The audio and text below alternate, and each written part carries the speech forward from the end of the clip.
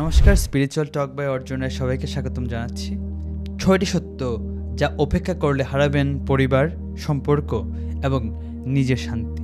Number ১, একজন গরিবকে দ্বিতীয়বার সাহায্য করবেন না। দ্বিতীয়বার অন্য আরেকজনকে করুন, না হলে প্রথম ব্যক্তি আপনার উপর নির্ভরশীল হবে, নতুবা ভাববে আপনার দুর্বলতা আছে। এভাবে সর্বোচ্চ সংখ্যক মানুষকে দান করুন। দানের ক্ষেত্রে সবচেয়ে ভালো উপায় হচ্ছে নিজ হাতে কাউকে সাহায্য করা বা দান করা। অন্য কারো মাধ্যমে দান করলে দানের স্বচ্ছতা হারাতে পারে। নাম্বার ২, সম্পর্কের মূল ভিত্তি হচ্ছে পরিবার।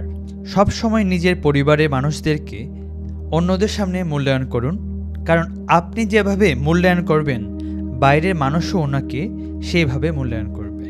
নাম্বার ৩, পরিবারের বাইরের মানুষদের জন্য নিজের সর্বোচ্চটুকু দিবেন না, সর্বোচ্চটুকু নিজের পরিবারের জন্যই রাখুন।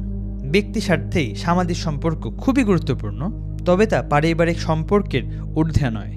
নাম্বার ৪, যে কারোর সাথে যে কোনোভাবে সম্পর্ক স্থাপিত হলে তার উপর মানসিকভাবে নির্ভরশীল হবেন না, কারণ তখন আপনার ভালো লাগা সে মানুষের প্রশংসা ও খারাপ লাগা সে মানুষের নিন্দার উপর নির্ভর করবে।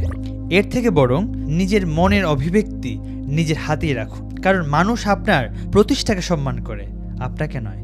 প্রতিষ্ঠা না থাকলে আপনার মূল্যায়ন নেই যেখানে, সেখানে আপনার মানসিক স্থিতি কেন অন্যের হাতে দেবেন? নাম্বার ৫, সন্তানকে ছোটবেলা থেকেই ধর্মশিক্ষা দিন। ধর্মশিক্ষা যেন তার নৈতিকতার ভিত্তি হয়। ধর্মশিক্ষা একজনের অন্তরে করুণা, দয়া ও ভালোবাসা সৃষ্টি করে।